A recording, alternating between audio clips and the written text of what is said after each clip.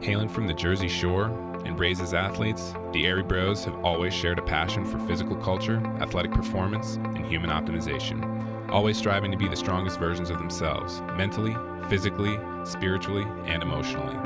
Along the way, they've met some pretty amazing humans and have had some pretty epic adventures. The intention of Airey Bros Radio is to showcase these amazing people and the impact that they've had on them, and to share tips, tricks, and hacks so that you can win each day, every day. You're listening to Airey Bros Radio. Be there or be square, because it's all killer, no filler.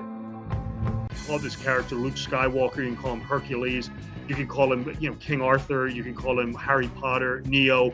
It's essentially all the exact same thing. And membership in Freemasonry is not a prerequisite for this, although I should point out, all the major Hollywood studios were founded by Freemasons. I talk about this in one of my books, that the Overlook Hotel is essentially this reincarnation cycle that's just doomed to repeat over and over and over and over again. Predates Hollywood.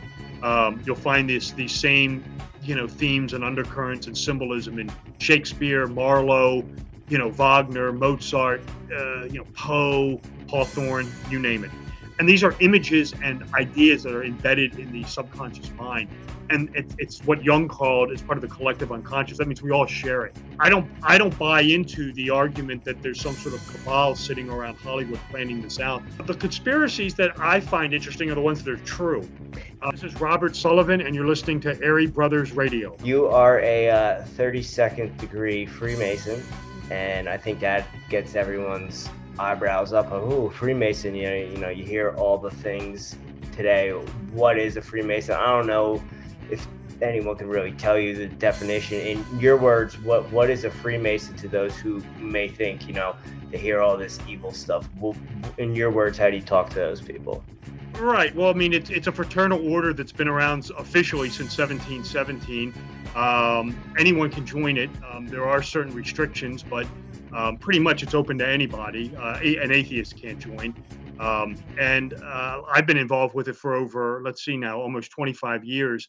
And I've never encountered, I'm in the Blue Lodge and in the Scottish Rite. I've just never encountered any of the stuff that anyone ever talks about. I mean, there's a lot of symbolism used in Masonry, and a lot of it was used to construct was used in the founding of the country. I don't dispute anything like that, but it's just, I don't hold myself out as anybody, or that I'm above anybody by being a Freemason. It's a fraternity that preaches, equality and things like that. And like I said, I've been involved with it for 25 years, and it's through my Masonic membership that I was able to generate these books that I've written. None of them would have been possible before my Masonic membership.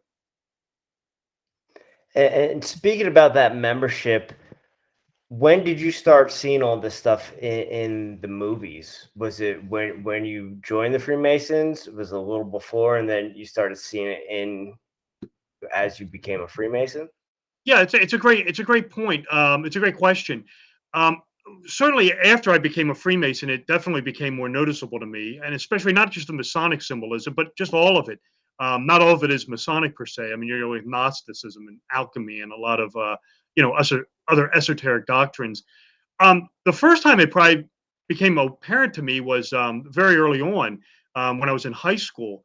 I was born in 1971, so I grew up on Star Wars. And it was really the revelation that the first Star Wars movie, the first one and the ones after, I'm not talking about the ones now, this is the episodes 4, 5, and 6, were based on a book by a man named Joseph Campbell, who was a comparative mythology expert. And what Campbell essentially argues in his book is that these mythologies, these legends, whether they are Greco-Roman or Persian or what have you, or Anglican, or coming out of England, or King Arthur, they always have these certain commonalities. And he goes into points them out. And he says, there's always this happens to the hero, then this happens. And of course, when you read the book and then you compare it to Star Wars, it's verbatim. I mean, the stuff just plays out. And it really enlightened me to the fact that, Star Wars was just was an exercise in comparative mythology.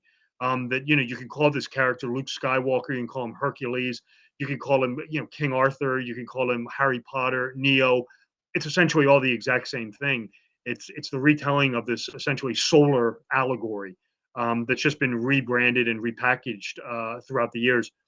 And this was sort of my, I guess, foray into this. This occurred to me I found this out very early on. Like I said, I was in high school, and it really was after I joined the Masonic Temple, the Masonic Lodge, and I really started. It was a friend of mine who tipped me off to this, who's a fellow Mason.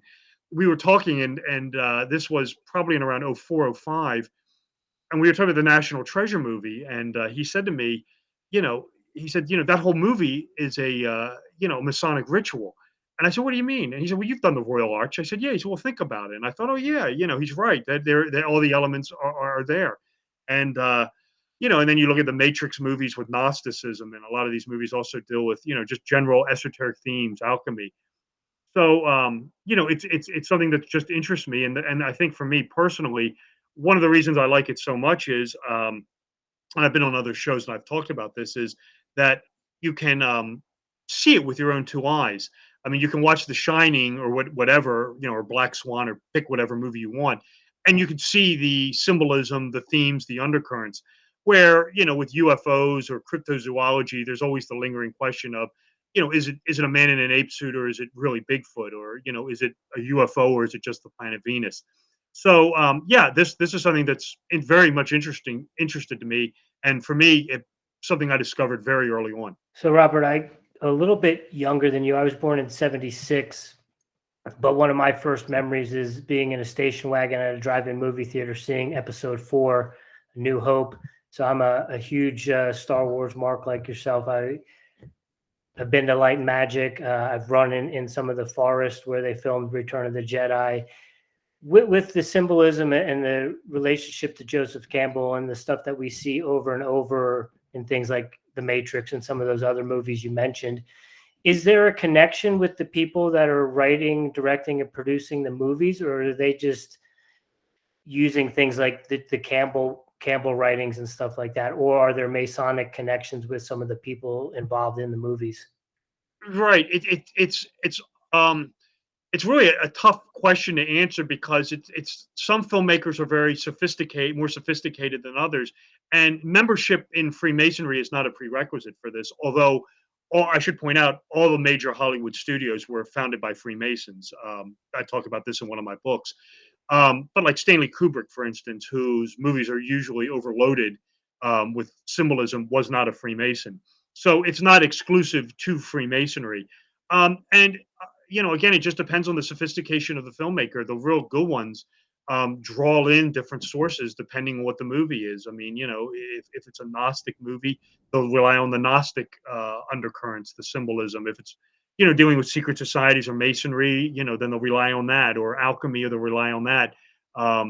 It just depends on what the filmmaker is going for, and they're all different. There's no universal one answer to this. Each movie has to be looked at on its individually. You can't compare it to something else, and you can't, compare it to this guy or this filmmaker or that filmmaker. And the other thing that I always am talking about is, and this is especially true with symbolism, Masonic or otherwise, it is the context of how it's presented is critical to this study, because a symbol in one movie, so in a particular context, could mean something completely different in another one. If you read the experts on symbolism, the people like Albert Pike and Manly P. Hall, they will try to drill into your head that when it comes to symbolism, there are multiple interpretations of it, and this is absolutely true. And I'm constantly stressing that, just because you see something in one movie and then you see it in another movie, don't think that has the same meaning. It may, but it also may not. It may mean something entirely different. So that's something also I stress in my research. But again, it's the sophistication of the filmmakers. Some, the real good ones know what to use and how to use it. At least that's in my opinion. And it's really a vast study, because they go for different things. Like in The Shining, it's a lot of repetition. You can go into movies where the actor or the actress that's being used may be used as being a trope itself, to draw in a past performance of some kind, and sort of transfer that energy from that past performance into the newest work. You see this is much more routine than I originally thought it was. I call it a caught casting. It's really more akin to an art of memory mnemonic. So again, it's just these filmmakers, draw this draw from a vast, paint with a vast palette, and there's a lot at their disposal they can use to convey esoteric themes and draw upon ancient traditions to transfer it into their film. And so for the listeners who may look at my brother and I and just think that we're two crazy individuals trying to point out some of the symbolism, someone like yourself who is a Mason and has written a lot about this, can you give our listeners a few kind of general examples of what, or a few specific symbols to kind of look for, and maybe some of the movies as well? Well, I mean, I could get into some symbolism in movies, but I can't get into anything generic because, like I said, it's each movie has to be looked at in on its own. Okay. There's no broad answer to that. And again, I point out, and I've talked about this on other shows. This predates Hollywood. This is nothing new. The authors in the 19th century in America use themes, esoteric themes. Nathaniel Hawthorne's The Scarlet Letter is essentially an alchemist lab. You'll find this certainly in the works of William Shakespeare, Christopher Marlowe. You will find it in Mozart, Wagner, you name it, it's in there. But like, you just want to take a movie, off the top of my head. I mean, we'll stick with Kubrick's The Shining. The one thing that he does in that movie very well is he repeats things. He just bombards your head with doubles and repetition and doubles. He uses doubles as tropes, and he repeats them. And so the question then, it begs the question: well, why is he doing this? Well, he's trying to convey, in both to your conscious but also to your subconscious mind, that the Overlook Hotel is an Ouroboros. It's a never-ending cycle that just keeps reincarnating and repeating over and over and over again. That's why he just keeps repeating the same thing over and over and over again. Characters say lines back to themselves. He repeats numbers and tropes all over the place. I mean, like, for instance, the number 12 repeats routinely. Jack Torrance hits the door with the axe 12 times. Danny and Wendy take 12 turns in the hedge maze. Jack throws the tennis ball against the wall 12 times. The room number 237, add it to get the number 12. This is something that Kubrick is doing. There are other examples of this. In fact, it's so lengthy that I get into this more in my second movie book. And it was funny because when I would do radio shows, I actually had to have the list in front of me because there's so many of them. That's just a couple off the top of my head. But again, by doing this, what Kubrick is serving to do is to convey this idea that the Overlook Hotel is essentially this reincarnation cycle that's just doomed to repeat over and over and over and over again. Where it's Jack Torrance or the Grady's or whatever. So that's just one example. Again, you can look at. I mean, if you want to turn to a newer movie, I was just watching the one that Disney put out, Cruella. This is a movie I'm going to do in Cinema Symbolism 4, which I've already started working on. And this is, there's a very interesting subtext to this where the movie is actually alluding to films of another actress. I don't want to get too much into it. I'm kind of saving it. But it's interesting to see. It's really unique to see when you see it on screen. So that's another one. Let's see. We'll stick with Cinema Symbolism 3. So let's see, what are some of the movies I talked about? Well, we talked about Alfred Hitchcock with Psycho.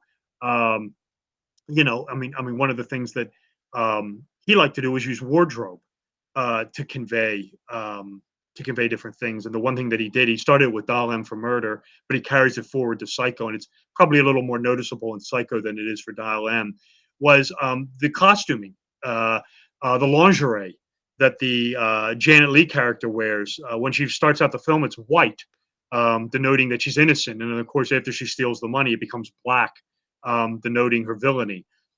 So that's just another example. So again, there's no, I can't say there was like, oh, all the filmmakers use this. They really don't. It's specific to each movie, which is why I like, just one of the good things about it. It makes it for a unique study. Each movie has to be looked at in individual cases. But again, I stress that this predates Hollywood. You'll find these same, themes and undercurrents and symbolism in Shakespeare, Marlowe, Wagner, Mozart, Poe, Hawthorne, you name it. And you mentioned that certain symbols have multiple meanings. Can a symbol that has multiple meanings, depending on how you interpret the meaning of the symbol, can that change the viewership of the movie or the meaning of the movie? Well, the way it usually works is sort of the opposite of what you're saying. They'll use a symbol, and depending on the circumstances that it's being used in, it can convey one thing. Another way, but if they use it in another movie, it could convey something else.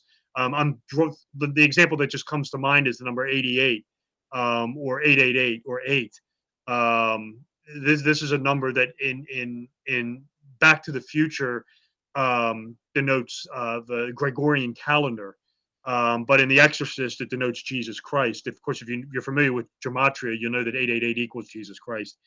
And in Back to the Future, it's used to denote the Gregorian calendar, the solar calendar. You could maybe craft an argument that Jesus is the sun, so maybe they're interrelated, but it's much more of a numeric connotation in Back to the Future than it is. It's clearly more religious in The Exorcist than it is in Back to the Future. So again, it's the context of how it's presented. And when I say context, this comes from my training as a lawyer. One of the first things they teach you in law school is there's no such thing as black and white in this world. There's no absolutes. When, like, for example, I mean, if there's a murder or a homicide, well, it could be first degree murder, it could be second degree murder, it could be a justifiable homicide, it could be self-defense, it could be manslaughter. I mean, there are multiple. You have to look at the facts. You have to look at the surrounding facts, and the surrounding facts will answer the question for you. It's the same thing with this stuff with the movies. The surrounding facts as to how the symbol is presented, how it's used, will answer a lot of questions. Certainly, and certainly you have to be familiar with it. If you're not familiar with esoteric symbolism or anything like that, then it's probably more appealing to your subconscious mind. I've trained enough, so I mean, I can see this stuff when it's when it's happening before my very eyes. But again, it's really the context of how it's being used. Once that's discerned, once that's discovered, then for me, like, this is how I analyze movies. Once I figure that out, or I see it, then that tips me off. Oh, okay, now they're going for this. So if they're going for this, then I can keep an eye out for X, Y, and Z. But I don't really have to pay attention to A, B, and C, if that makes sense. Robert, one thing you have I've heard you spoke on, is Plato's theory of forms, and I think that's something that might give us some insight of not everyone is into the occult or Masonic rituals. A lot of it is just the collective unconscious. Could you talk on that? Right. Well, this is something I delve into my books. Is the idea of the archetypes. And this goes all the way back to Plato, but it's more a phenomenon of the Renaissance. You hear the term shadows from the world's soul. Giordano Bruno used this. And these are images and ideas that are embedded in the subconscious mind. And it's what Jung called as part of the collective unconscious. That means we all share it. It's universal to all of us. And if you investigate the archetypes and you go back, the general theory is that the archetypes all come from the heavens. They are all related to the zodiac, the planet, and the interactions of the stars and the planet, and their interactions with each other. And so, it's like the lunar queen, the solar hero, the trickster, Mercury. You get the idea. And I guess you could say it's like as above, so below. If you want to echo the Hermetic maxim, but when you study the films, the archetypes are very critical, because the good filmmakers know how to use them. Again, it's repetition. It's whether it be Luke Skywalker or Harry Potter or Neo Anderson, the archetypal image always seems to appear. It always seems to manifest. One of the examples I give in this is, and this relates to the Camel Monomyth, and that's the same thing. The Camel Monomyth is archetypal. It's ultimately a solar allegory. And I talk about movies like Star Wars, where it's probably a little more visible. I challenged myself when I was writing Cinema Symbolism 3, and I'll just tell this story because it's an interesting story. I thought to myself, how universal is the these archetypes, this monomyth. I mean, how universal is it? And sure enough, you will pretty much find elements of this thing in just about every movie that's ever made, and likewise probably every story that's ever made. So what I did was I took the movie Star Wars Episode 4, which of course came out in the mid to late 70s, and I went back to that time frame, the late 70s, the mid to late 70s, and I thought, well, let me just challenge myself here. So I thought, well, let me think of a movie that is probably the least, the sort of the antithesis of Star Wars, the movie that is from that era, that has probably the least, thing in common with Star Wars. And the movie I selected, that I came up with, was a movie called Smokey and the Bandit, starring Burt Reynolds and Jackie Gleason, which was a comedy released around that same time as Star Wars, late 70s, 77, 78, somewhere in there. And so what I did was I looked at the movie, and again, if you're familiar with that time frame, trucking and CB radios were very popular at that time, and it's one of the reasons the movie was a big hit. And sure enough, you will find in that movie, Smokey and the Bandit, a lot of the same imagery that you'll find in Star Wars.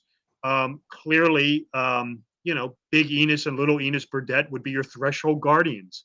The cross-country adventure to get the booze, the cores.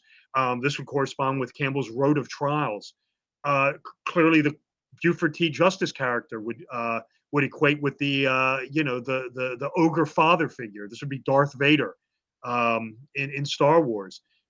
Clearly, you have the meaning of the goddess figure. This would be the Sally Field character. Of course, this would be Princess Leia in Star Wars, who always assists the hero on his journey. And of course, Sally Field does just that in Smokey and the Bandit. So, I mean, here you have these two movies that are complete antithesis, where's an antithesis of Star Wars. And here are the elements. I mean, and here they are. So again, that just goes to show you how archetypal and how universal these elements really are. And you will find them. And again, the filmmakers, the really adroit ones, who can use this. It's one of the reasons why the good filmmakers who know how to use this are literally printing money hand over fist, because people flock to the theaters to see this universality that's part of all of us. So we've mentioned the monomyth and Joseph Campbell a couple times. Does he have any connection to the occult or Freemasonry or anything like that? Not to my knowledge. I mean, you could say that it depends on how you want to define the word occult. I mean, it's a vast term. I mean, certainly you could categorize perhaps the monomyth as being occultish because it has to do with hidden symbolism. So, you could say that. But Campbell was not a Freemason. I know that. Like I said, he was really more of a comparative mythology expert. But again, the use of the symbolism is not exclusively Masonic. You could, the good filmmakers are tuned in with this stuff. I mean, Darren Aronofsky is another one. I mean, he is clearly in tune with, Kabbalistic, Gnostic themes. I mean, all you got to do is watch Mother to see that. And certainly with alchemy, take a look at Black Swan. That's arguably, and at least in my opinion, one of the greatest, if not the greatest, alchemical movie ever made. So again, it's you don't have to be a Freemason to be in tune with these esoteric themes. All right, yeah, I was just curious because he's come up a lot in some of the interviews I've heard, and then diving deep into his stuff. I was just curious, but you mentioned Black Swan being one of the greatest alchemical movies ever made. Why is that in your opinion? Right. Well, like when I say alchemical, let me just give you the way I'm defining it. I'm not really talking about in cinema. It's less about turning base metal into gold. Alchemy in cinema really is about a transition, and this is where the character starts as one thing and ends the movie as something completely different. They go through a transition and they change. This is a little different, where it's a fine line. It walks hand in hand with Gnosticism, but the Gnostic movie is where the character it becomes enlightened, but at the end of the day, it's still she or he is still the same character. I mean, I think I'd like Dorothy Gale in The Wizard of Oz. This would be more of an Gnostic epiphany where she starts as this farm girl. She goes on this adventure. She has this revelation that, her Gnostic revelation that there's no place like home. But by the end of the movie, she's wiser, but she's still Dorothy Gale. In Black Swan, this isn't the case. Nina Sayers starts off as this timid ballerina, and by the end of the movie, she's this demonic monster. The Shining is another one of these movies where Jack Torrance starts the movie as sort of this failed writer, this failed father, and by the end of the movie, he's a axe-wielding maniac. And they go through a transition. So that's what I say to me when I say an alchemical movie. That's what I mean is, the movie that documents this sort of transition, this change, spiritually, emotionally. In Black Swan, it's both. In The Shining, it's more psychological. If you want to watch it, if you want to see this more on a sexual erotic level, go watch 9.5 Weeks. That's much more of an emotional, psychological change, but that's also very alchemical. That's what I mean by an alchemical movie. Now, there are movies that actually document the alchemical process from the Renaissance, of turning base metal into gold. And of course, the godfather of that movie would be the James Bond film Goldfinger, where the alchemist Auric Goldfinger is trying to mutate the gold in Fort Knox with his philosopher's stone, the nuclear dirty bomb, to make it worthless. So that is actually an alchemical. That is actually, I guess, a pure alchemical movie where the actual transmutation of gold is the plot line. But in general, when I say an alchemical movie, I'm talking about the transition of a person. And again, this is something I talk about in my books. Robert, I'm just sitting here. I'm absolutely fascinated.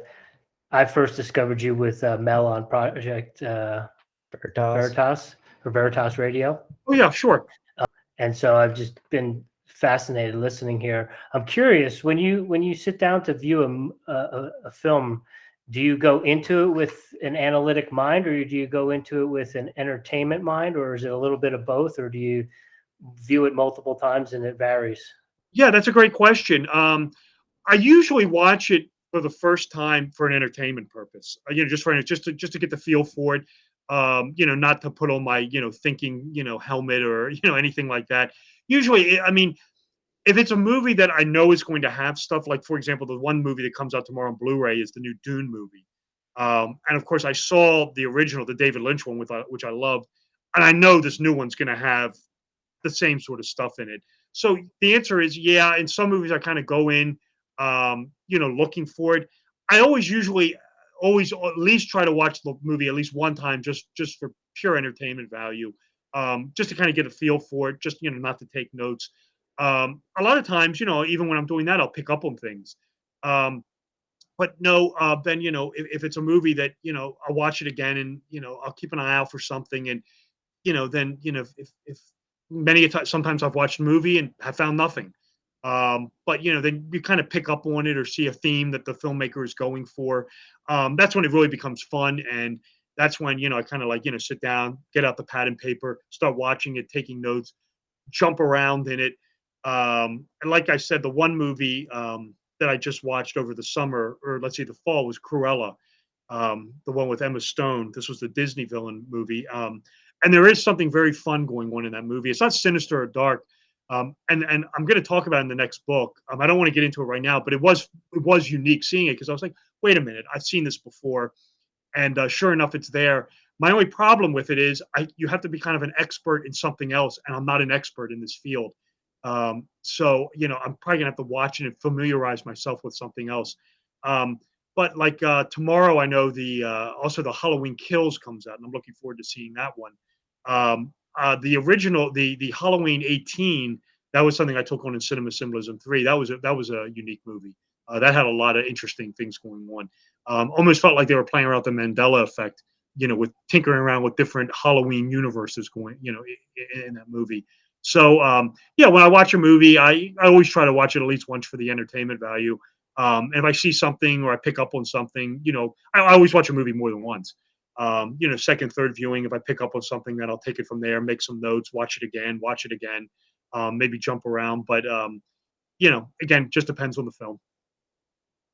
And I think as a viewer and a very, very basic amateur of someone who tries to notice things and maybe take them in, I think we have a very one-track mind, or a certain style of movie that you're going to see symbolism in. Is it across the board? I know you mentioned Smokey and the Bandit. Is it across the board? Can you watch a movie and not take in, or there not be any symbolism in it? Sure. It just depends on the filmmaker. Some movies that I've expected to see symbolism in to be overloaded with it, I've turned out to be none or very little. Some movies I've gone into thinking, this movie's not going to have anything in it, or is overloaded with stuff. Again, it's one of those things where I don't sit down when I watch the movie. I don't sit down with sort of any expectations. I just watch it for what it is. If I see something, I'll pick up on it. I mean, there's some movies, like you said, I kind of half expect it. I haven't seen the new Matrix yet, but the first ones were overloaded with stuff. So I can't imagine this next one won't, the Resurrection movie, but who knows? I haven't seen it yet. You're not missing anything. Yeah, I mean, I haven't seen it, but I plan on watching it, of course. Yeah. Again, it's just, I guess you could find it in all sorts of movies. The one thing that I always do in the book is in my books is try to give a wide variety. I mean, I get into the action adventure, I get into horror, I get into comedies. Comedies, archetypes are prevalent in comedic films. So again, it can cross genres, but again, it's just watching the film is if I pick up on something, I pick up on it. If I don't, I don't. If I see something that maybe is worth mentioning but not doing a whole chapter on, I'll do that. But again, it's just it's just the movie, and I need to watch it and take it from there. So you mentioned that you're picking up on stuff every time you watch it, and I know you mentioned in your notes you're kind of going back and rewriting and adding some stuff to your books that you've seen. What movie that you've written on that like you constantly see new things every time you go back and you think, oh, I already wrote about this in the book, but you could write like a whole other chapter now? Yeah, that's a great question. I would say the two movies. Well, I would say Aronofsky's films, like Black Swan, Mother. Those are ones I always seem to notice something new in every time I watch it. I always find myself talking about Black Swan, no matter even in the Cinema Symbolism 3 book. I always find myself talking about that. Even though I've analyzed it 50 Ways from Sunday, I always seem to find something new in that. The Ari Aster movies, I haven't watched. I did Midsommar.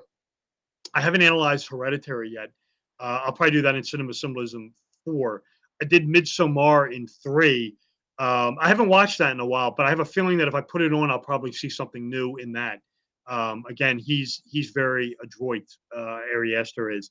So just off the top of my head, like Black Swan, Guillermo del Toro is another one. I look forward to seeing his new iteration of Nightmare Alley. He encodes stuff in his films. He's very good at it. So I look forward to seeing that. But yeah, like I said, Black Swan, The Shining, maybe. There are certain movies that, like you said, I always seem to pick up on something new. I haven't watched Midsommar in a long time, and I have a feeling that if I sit down and watch that again, I'll probably see something that I missed the first 6, 7, 8 times I watched it.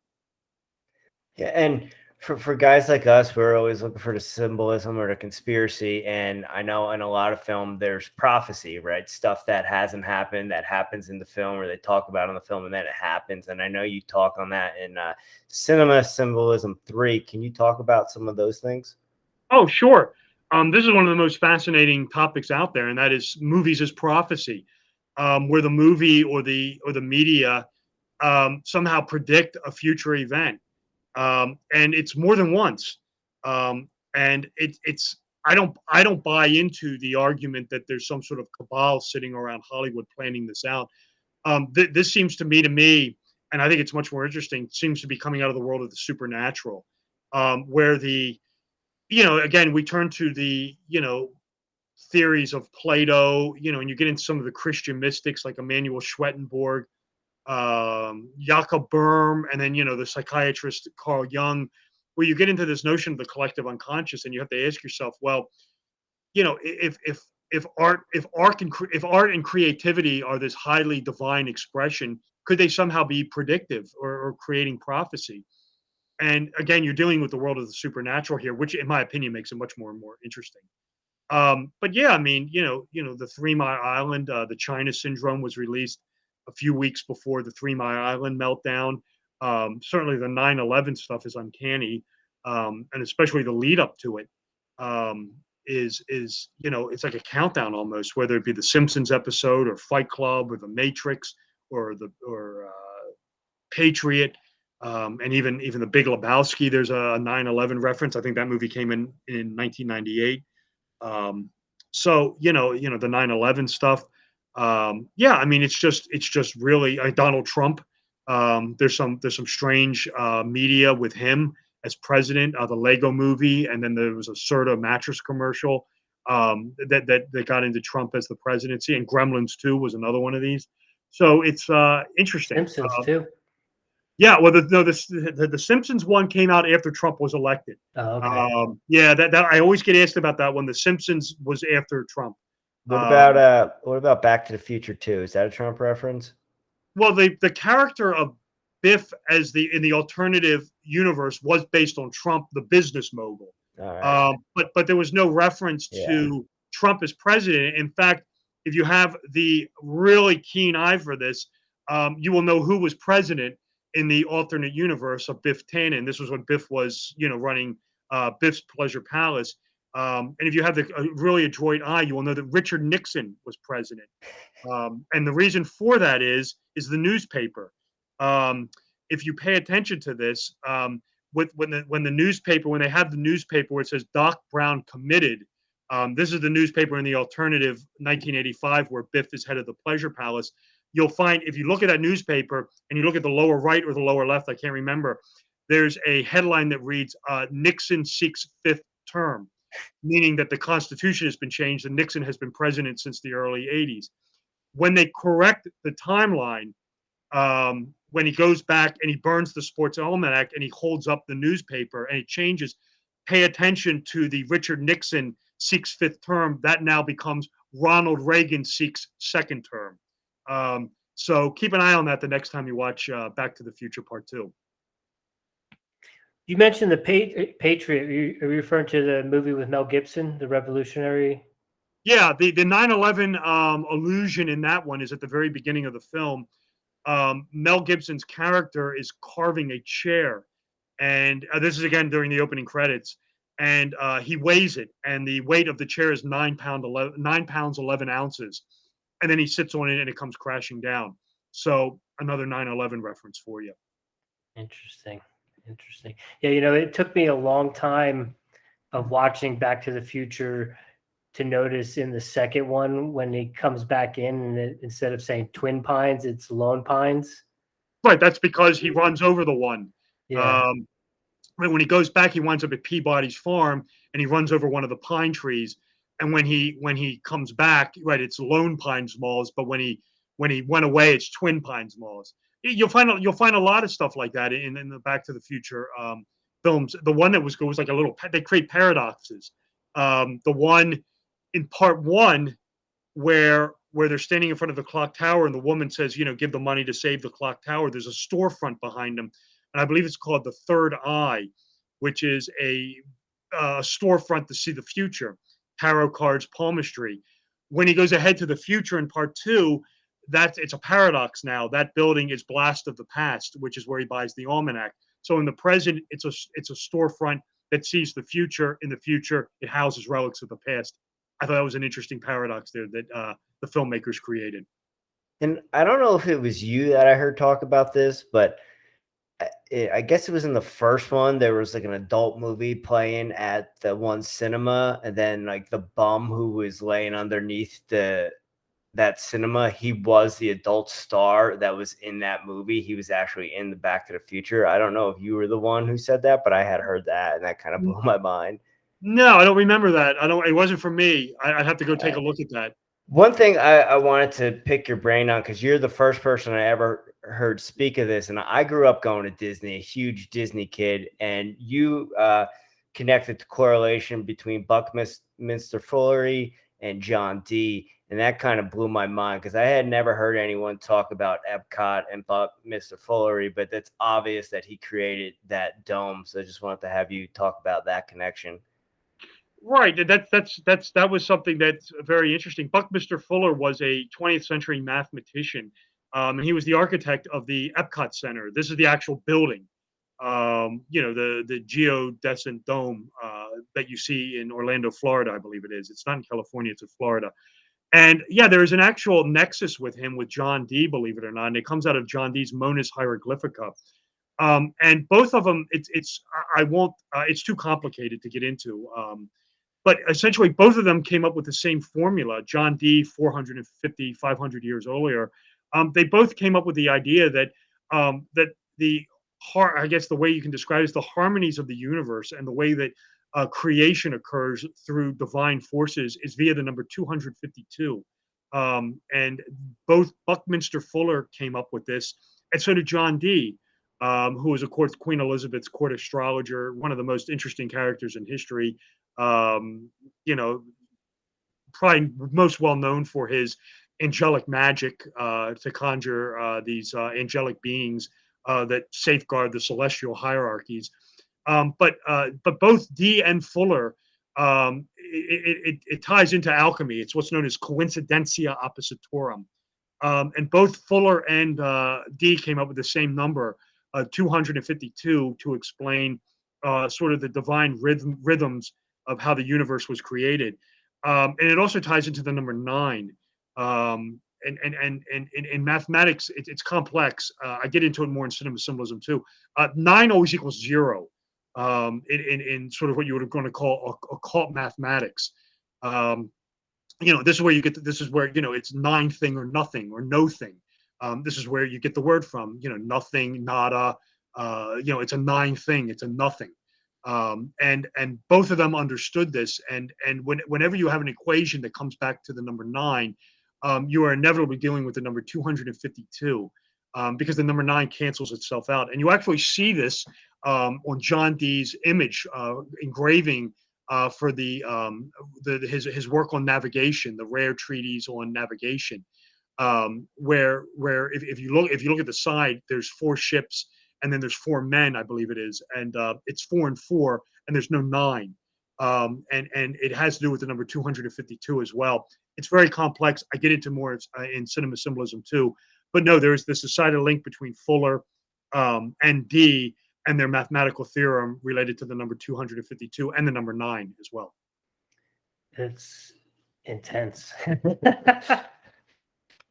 It's a lot of information there and fascinating. And I think a lot of people, for us, we can relate and we'll go dig into this sort of stuff. But I think for the average person who may not pay attention to this or notice this stuff, they just think it like, oh, there's too many dots that you're trying to connect, or it's just a movie. Just sit down and watch it and enjoy it. But I find it fascinating that there's all these undertones and symbols and the connections and the things that are out there in plain sight that people are putting out there for you. I wonder, how much of that, we're talking about, kind of the predictive programming, that sort of stuff. And do you notice any or have any connection to sort of like the revelation of the method type of stuff? I know you mentioned it's not always, the dark arts and stuff like that, but can it also potentially be some of that? Yeah, absolutely. There are movies that I've watched. Midsommar is one of them that I think are just very dark. It seems to be like, almost like the devil's living in the celluloid. I think of a movie like The Exorcist or, Midsommar, or certainly the one from the 1930s, The Black Cat with Karloff and Lugosi. That's a very dark film, especially in the time frame that it was released. So, yeah, you could find movies that are just overwhelmingly gloomy. You just look, like for example, and I was on another show talking about this. I don't know if it's a coincidence or not. I just find the movie very dark and satanic, like Midsommar. It's just a movie that just radiates evil. And if you watch Ari Aster's first movie, it was a movie called Hereditary, which is about a demon known as Payman, which is the demon in Ars Goetia, the Lesser Key of Solomon. And if you watch Midsommar, which was his second movie, if you pay very close attention to that movie, and I talk about this in the book, the number 9 is all over the place in Midsommar. Number 9 is all over the place, and it's twofold. One is the number 9, it refers to a lot of Norse mythology. The number 9 pervades Norse mythology. Of course, the movie is set in, whatever it was, Sweden. So you're dealing with this inherently, Scandinavian theme with the number 9 with Norse mythology. But what also made it more interesting to me was, if you look at the Lesser Key of Solomon, Payment is the 9th demon in the book.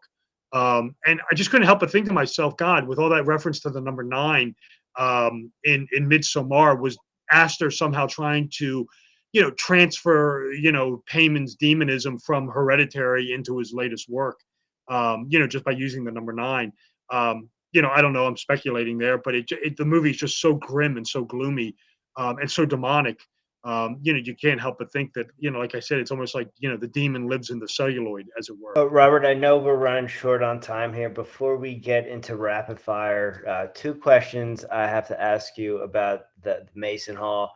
It was first, when we were filming in the basement, we were opening up doors to kind of put some stuff, find outlets, and we opened up a closet, and there was 4 chairs lined up in this closet at each corner of the room. And I was curious if I had opened the door to a ritual or if that was just coincidence. Well, I've never been at the Masonic Hall that you're you're talking about. I mean, without seeing it firsthand, I don't know. I mean, a lot of lodge rooms are where I go to the Grand Lodge, and they have lodge rooms in the basement. If you go into a lodge room, you can't really miss it. I mean, it'll have 2 pillars in it.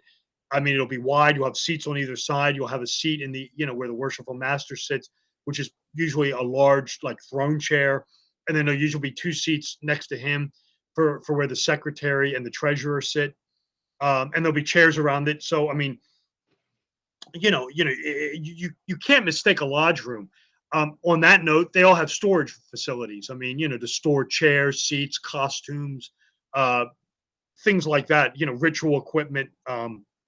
So I don't know what you looked at, but a lodge room is kind of hard not to understand. If you see a lodge room, you're going to know it. Yeah, they were upstairs. The lodge rooms were upstairs. It sounds like you just went into a storage facility, that had some chairs in it, and without seeing it for myself, that's what it's. What you sound like you're describing to me is a storage area, basically. Yeah. This Mason Hall had 2 lodge rooms. Is that common?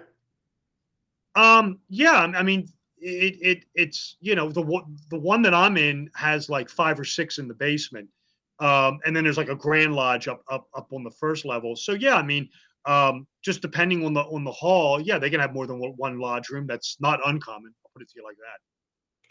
And I've heard the best way to become a Mason is to ask a Mason. Is that true? Yeah, I mean, that's the way I did it. The phrase is to ask one, to be one, ask one. And if you know someone who is a Mason and you want to join, that's your easiest way to do it, is to ask them, say, hey, I know you're a Freemason. They wear the ring, or you just know it, or whatever. Yeah, I mean, just ask them, and they should be able to assist you. If you do not know anybody, and you want to join, I've been asked that question before, and my advice would be to reach out to the state Grand Lodge that you are in. So whatever state you are in, go to the internet and find your state's Grand Lodge website and reach out to them. And you should be able to get on the phone with like a secretary or somebody who will put you into contact with a local lodge, which is near to where you live. And that's usually the way it's worked if you don't know anybody. But yeah, absolutely. If you know someone, that's easily the easiest way to join, no question. Okay. And you mentioned you're in a Scottish Rite Masonic Hall? Well, no. I'm a Blue Lodge Freemason, but I'm a Blue Lodge Mason, which you have to join after you become a Blue Lodge Mason, which is the 3rd degree. Then you can join either the Scottish Rite or the York Rite, which are basically high degree bodies that you just go through once. They meet occasionally, but not like the Blue Lodge. And so are all of the lodges in the United States Blue Lodges? Well, yeah. In order to become a Freemason, you have to join a Blue Lodge. These are degrees 1, 2, and 3.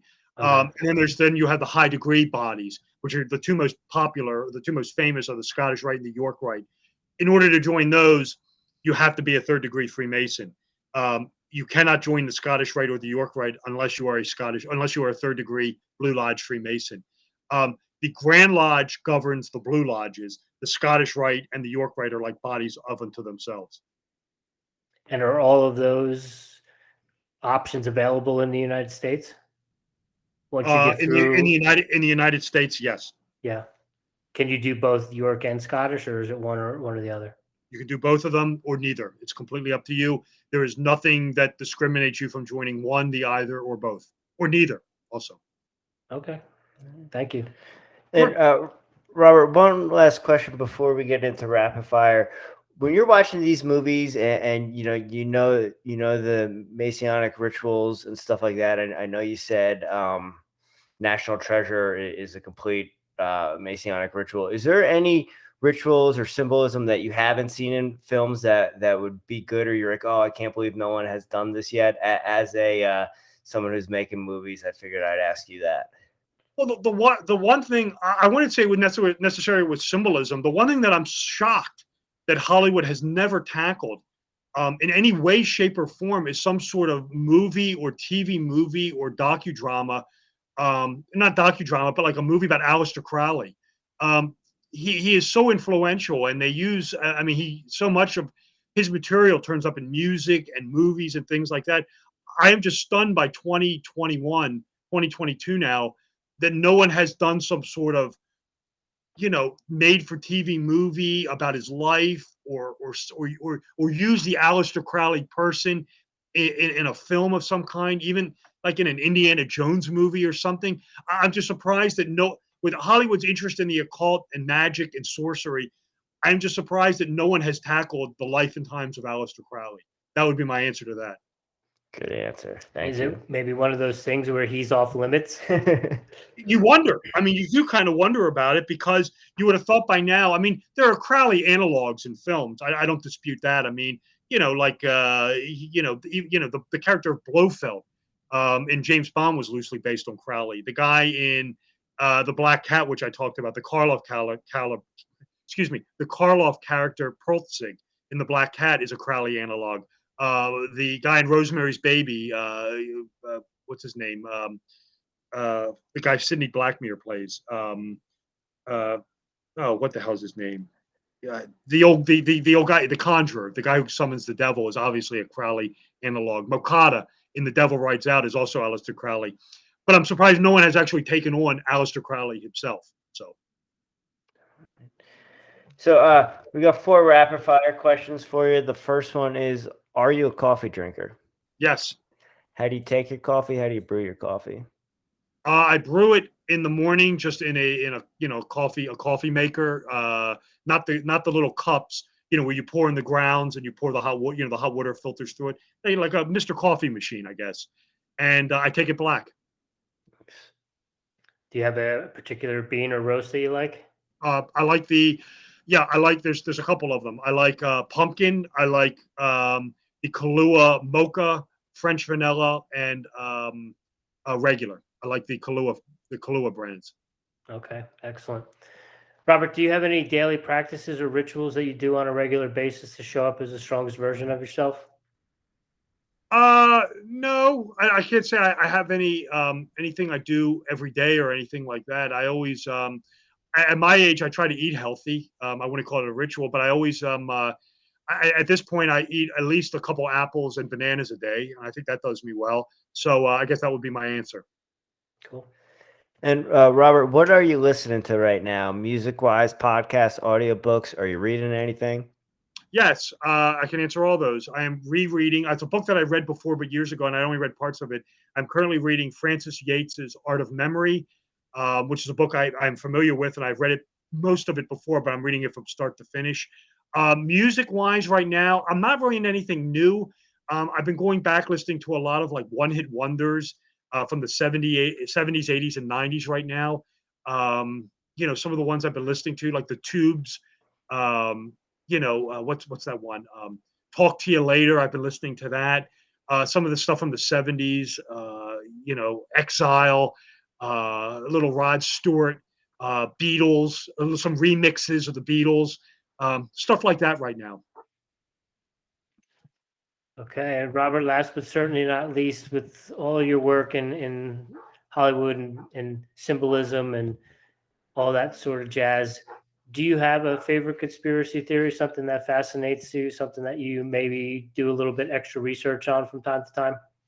Sure. The conspiracies that I find interesting are the ones that are true, and they're really conspiracy fact. It's not necessarily. I mean, there's a couple of them. I mean, for example, like some of the stuff I get into is like the Masonic foundations of the United States. I mean, that is completely true. The entire country is based on Freemasonry. The architecture is based on Freemasonry. The state symbols, the colleges, all this is based on Masonic ritual and symbolism. I talk about that in my first book, The Royal Arch of Enoch. The one thing that's absolutely a conspiracy fact was Stanley Kubrick's nexus to NASA. A lot of people say, with the whole thing with the moon landing, could Kubrick have filmed it?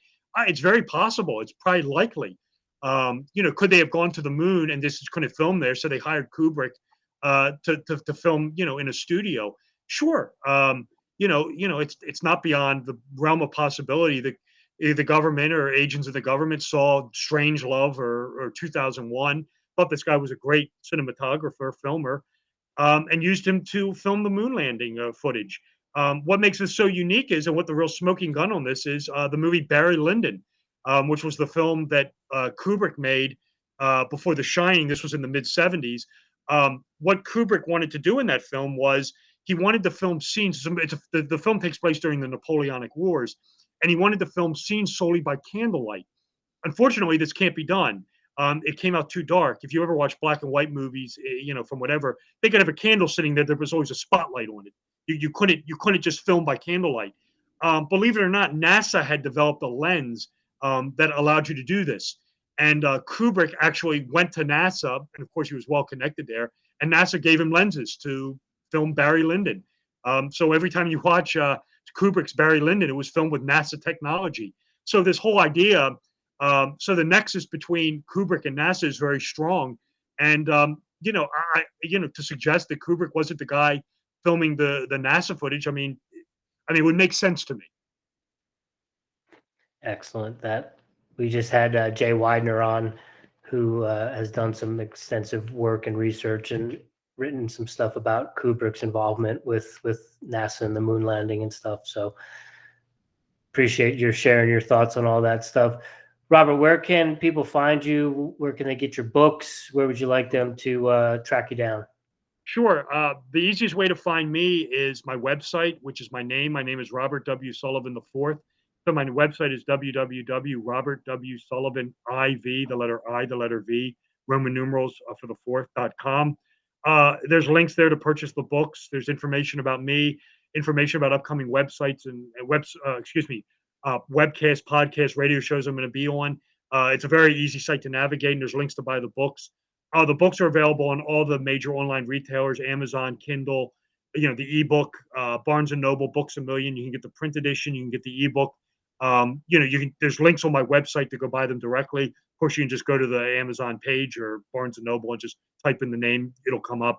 But the easiest way, just go to my website, robertwsullivan.iv.com. Links to buy the books, information about me, information about the upcoming shows I'm doing. Certainly, when this show gets posted, it'll be there. So, just go to the website and you'll find everything you need. Sweet. Robert, thank you so much for your work as a film student. I'm gobbling it up. I love it so much. I wish they taught that stuff in film school. So thank you so much, and keep on the great work. Thank you. Well, thank you. I appreciate you having me on. It was my pleasure to be here. Yeah, it's great talking with you, Robert. Really appreciate your time. You have a wonderful evening. Well, thank you. Take care. Thank you. Bye.